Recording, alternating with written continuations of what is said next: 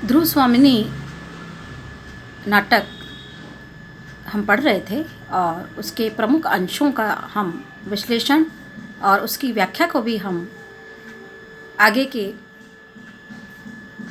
Video में समझ चुके हैं, उसका अध्ययन हम कर चुके हैं। बीच बीच में जो प्रमुख अंश है, अब उसमें देखिए, चंद्रगुप्त और ध्रुव स्वामिनी के मध्य का संवाद। देवी जीवन विश्व की संपत्ति है, प्रमाद से, क्षणिक आवेश से या दुख की कठिनाइयों से उसे नष्ट करना ठीक नहीं। गुप्त कुल लक्ष्मी आज यह छिन्नमस्ता का अवतार किस लिए धारण करना चाहती है, मैं भी तो सुनूं। चंद्रगुप्त ध्रुव स्वामिनी को देखता है, वो अत्यंत दुखी है, परेशान है और वह आत्महत्या करना चाहती है। ऐसा जब रामगुप्त और ध्रुव स्वामिनी के बीच में संवाद होता है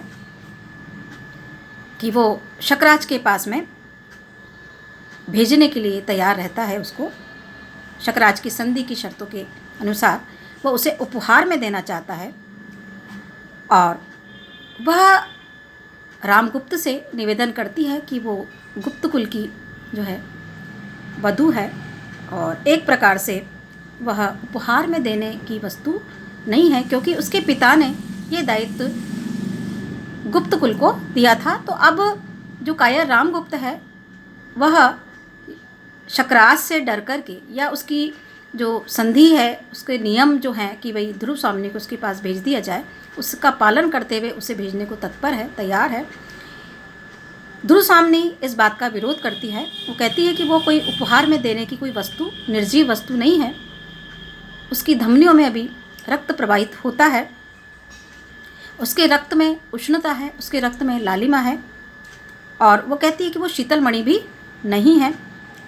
वह अगर रामगुप्त इसके अयोग्य है तो कहती है कि यदि आप मेरी रक्षा नहीं कर सकते तो मेरे स्वाभिमान और मेरे आत्म सम्मान की रक्षा मुझे स्वयं करनी होगी।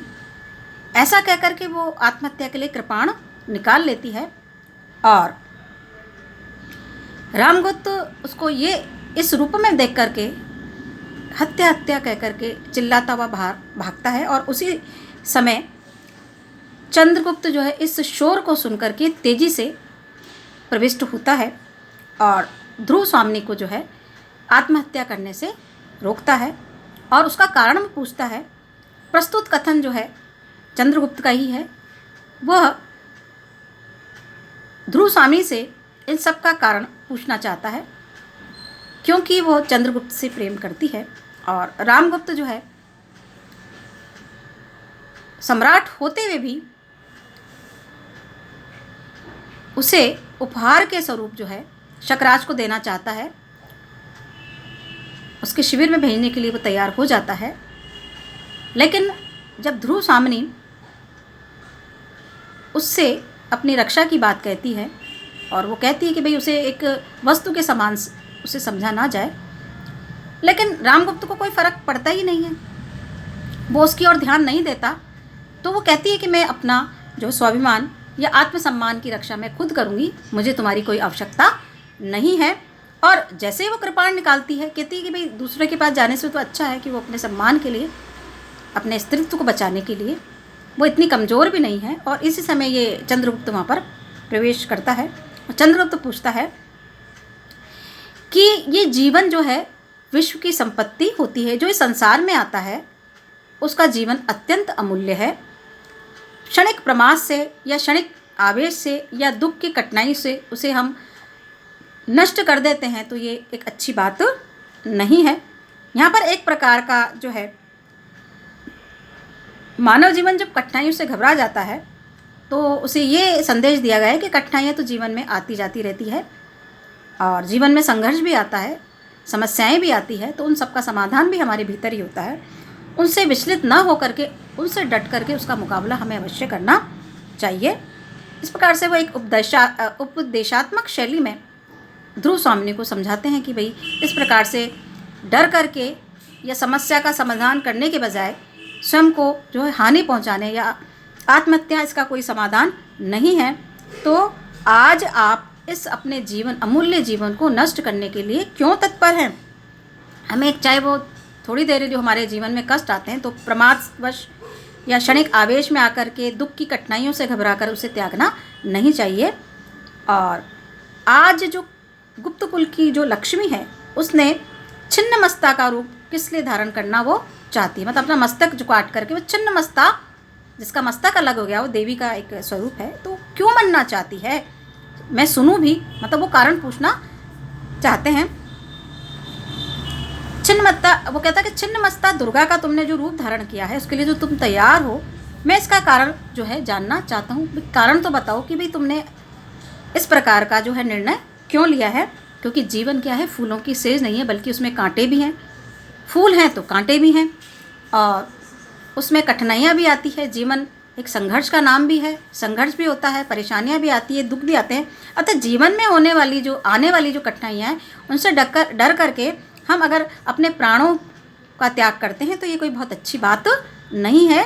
और सचमुच में मनुष्य वही है जो विभिन्न प्रकार की परिस्थितियों में विचलित नहीं होता है, वरन उसका डट करके मुकाबला करता है। तो तुम्हें ये घबराने की आवश्यकता नहीं है।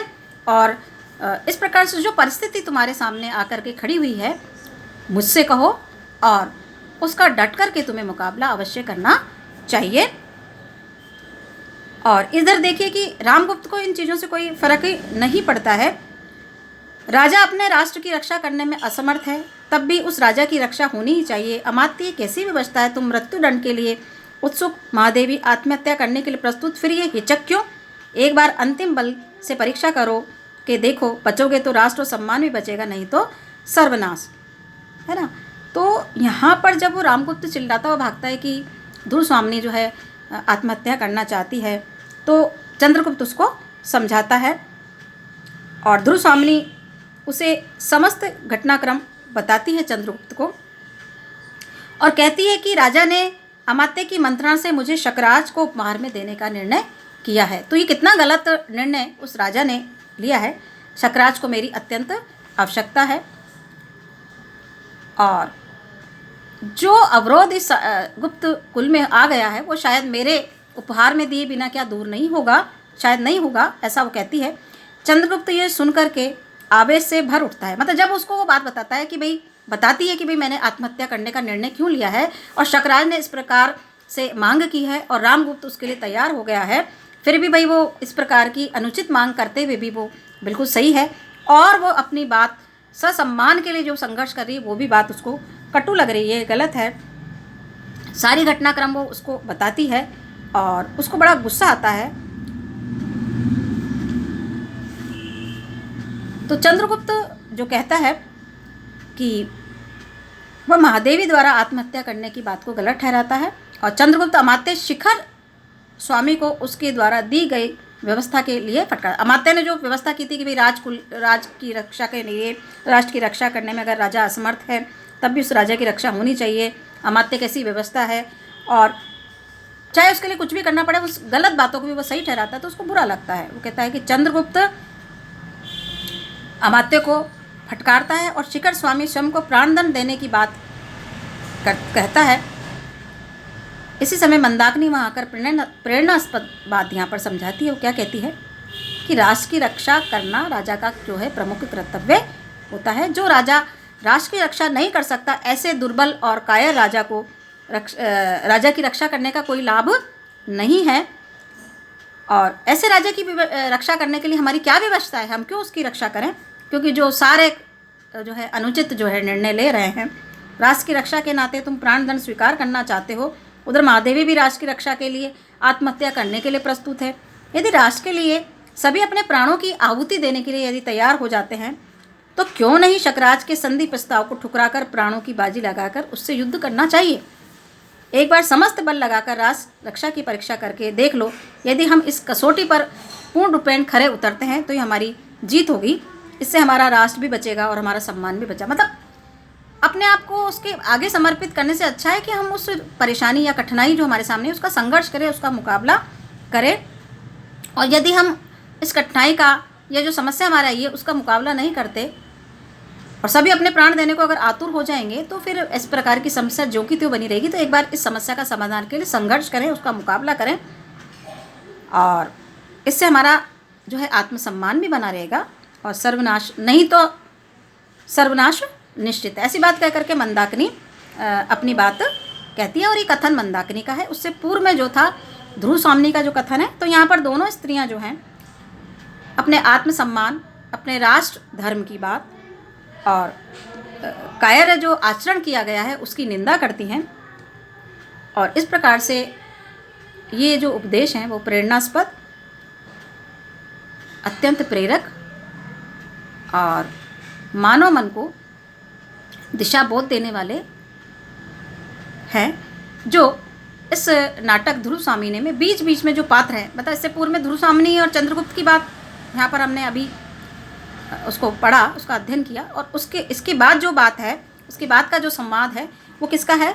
इसके बाद का जो संवाद है वो ध्रुव स्वामिनी के अंतर्गत मंदाकिनी का है। मंदाकिनी भी वो बात कहती है और चंद्रगुप्त जो बात अपनी कहते हैं कि भाई जीवन इतना सस्ता नहीं है, जीवन एक अमूल्य निधि के समान होता है, तो इसलिए उसको आसानी से हमें त्यागना अच्छी बात नहीं है। जीवन की रक्षा करना मनुष्य का क्या होता है? धर्म होता है।